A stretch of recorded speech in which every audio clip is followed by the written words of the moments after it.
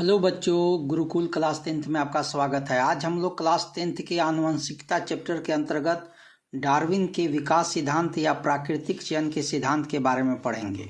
तो हम लोग पिछले वीडियो में डार्विन के जो सिद्धांत हैं या लिंग निर्धारण कैसे होता है इसके बारे में पढ़ चुके थे।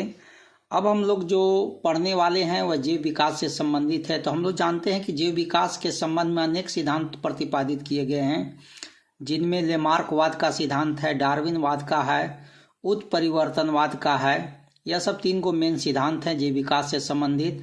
लेकिन जीव विकास के संबंध में डार्विनवाद का जो सिद्धांत है वह सबसे ज़्यादा फेमस है, और डार्विन का जो पूरा शेष का जो महानतम माने इनको डार्विन को जो है पूरा शेष का महानतम अन्वेषक भी कहा जाता है, क्योंकि जब उन्होंने क्या है कि 1831 ईस्वी में जो है बीगल नामक एक जहाज है, उस जहाज के माध्यम से पूरे विश्व का भ्रमण किए थे, और उस विश्व के भ्रमण के अनुसार उन्होंने एक किताब लिखा था द ओरिजिन ऑफ स्पेसीज।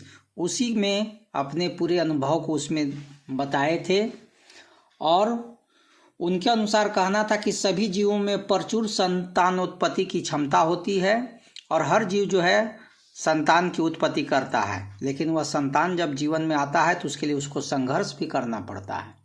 तो इसी से संबंधित है। तो चलिए हम लोग समझते हैं डार्विन के जीव विकास या प्राकृतिक चयन का सिद्धांत क्या है।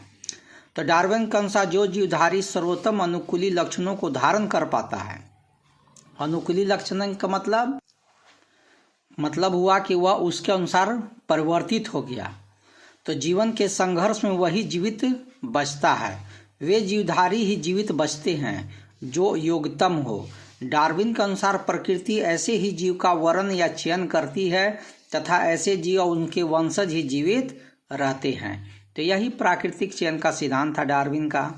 अब है कि अस्तित्व के लिए जीवों को क्या करना पड़ता है, संघर्ष भी करना पड़ता है। तो हम लोग जानते हैं कि जितने भी जीव हैं सभी जीवों को विषम परिस्थितियाँ आते रहते हैं, जन्म से लेकर के मृत्यु के बीच में, और उसके लिए उन जीव को जो है उस विषम परिस्थितियों का सामना करना पड़ता है। इसलिए अस्तित्व के लिए संघर्ष भी उनके जीवन में होता है। तो अस्तित्व के लिए संघर्ष के लिए क्या होता है इसे देखते हैं कि प्रत्येक जीव जीवित रहना चाहता है। अपने अस्तित्व को बनाए रखने के लिए वह वातावरण के साथ संघर्षरत रहकर अनुकूलन करता है।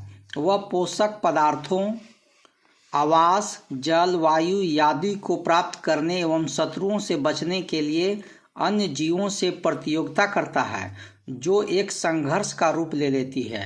इसे ही अस्तित्व के लिए संघर्ष कहते हैं। अब अगला जो है जीव विकास से संबंधित योग्यतम की उत्तरजीविता। कि योग्यतम की उत्तरजीविता होता क्या है, योग्य कौन है, उत्तरजीविता क्या है। तो योग्यतम की उत्तरजीविता जो है उसके अनुसार डार्विन का कहना है कि डार्विन के विकास सिद्धांत के अनुसार प्रकृति में वे जीवधारी ही जीवित बचते हैं जो योग्यतम हैं।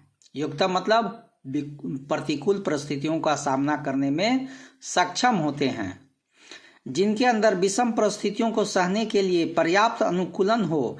ऐसे जीवधारियों के वंशज ही फैलते और बढ़ते हैं, अयोग्य जीवधारी समाप्त हो जाते हैं। इसे ही योग्यतम की उत्तरजीविता कहते हैं। अगला जो टॉपिक है वह समजात अंग है, होमोलोगस ऑर्गन है। समजात अंग ऐसे देखने से सम मतलब बराबर, जात मतलब एक जात का, ठीक है। तो वैसे अंग जिनकी उत्पत्ति एक समान हो, उत्पत्ति में सभी एक जैसे हैं परंतु कार्य अलग अलग हो, तो उसे समजात अंग कहते हैं, ठीक है। काम सबका एक जैसा संरचना है, एक जैसा उत्पन्न हुए हैं, लेकिन काम क्या करते हैं, अलग अलग करते हैं। तो इसी के ऐसे अंग को समजात अंग कहा जाता है। जैसे मेढक, पक्षी, मानव का अग्रपाद, चमगादड़ का पंख, यह सब क्या है, समजात अंग है। उसी तरह से और भी कह सकते हैं, जैसे सील का जो फ्लीपर होता है वह तैरने के लिए, चमगादड़ का जो पंख होता है उड़ने के लिए, घोड़ा का जो आगे का जो पैर है वह दौड़ने के लिए, मनुष्य का जो हाथ है वस्तुओं को पकड़ने के लिए अनुकूलित होता है, और इन सभी की उत्पत्ति एक जैसा है। ऐसे अंग समजात अंग कहलाते हैं। अगला जो अंग है वह समवृत्ति या समरूप अंग है, एनालोगस ऑर्गन है। तो यह ऐसे अंग क्या होते हैं, जस्ट उसका समजात अंग का विपरीत होते हैं कि जीवों के ऐसे अंग या वैसे अंग जिनके कार्य समान हो, इसमें कार्य समान रहेगा परंतु उत्पत्ति अलग अलग हो, उसे समरूप अंग कहते हैं।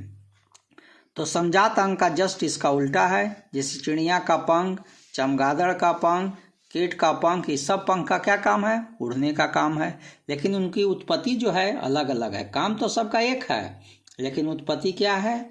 अलग अलग है। तो ऐसे अंग को समृद्धि अंग या समरूप अंग कहा जाता है। अगला जो है अंग वह है अवशेषी अंग। ठीक है, अवशेषी अंग मतलब शरीर में बहुत से ऐसे अंग हैं जो हम लोग के शरीर में तो मौजूद हैं लेकिन अब कोई काम के नहीं है या उनका अब उतना काम नहीं है या वो अंग न भी रहे तो हम लोग को शरीर पर कोई भी प्रभाव, जैविक क्रिया पर कोई भी प्रभाव नहीं पड़ता है।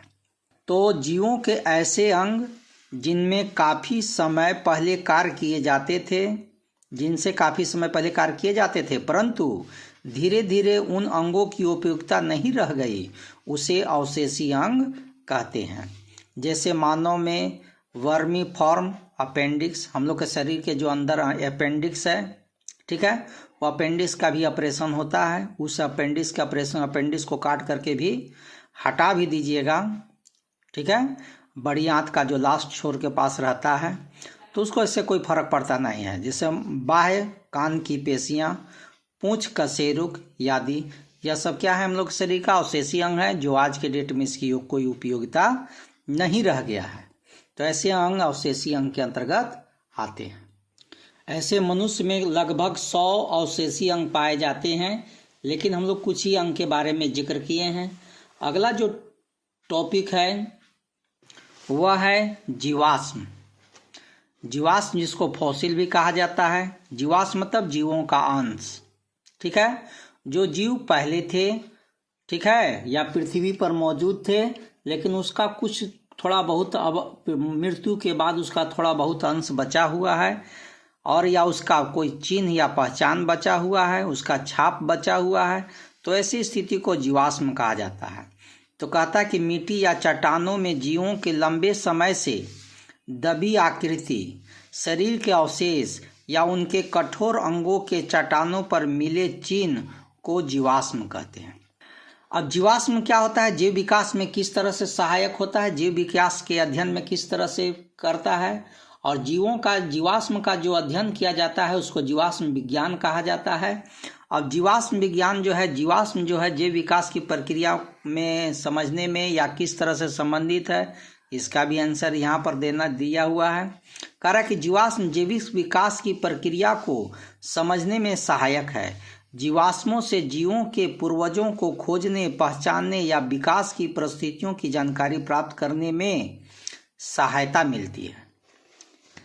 जीवाश्मों का अध्ययन करके उसकी उम्र का पता लगाते हैं, उनकी रचना से वर्तमान समय में पाए जाने वाले जीवों की रचना का मिलान करते हैं और इस प्रकार जीवाश्म जीवों के विकास की शाखा का पता चलता है।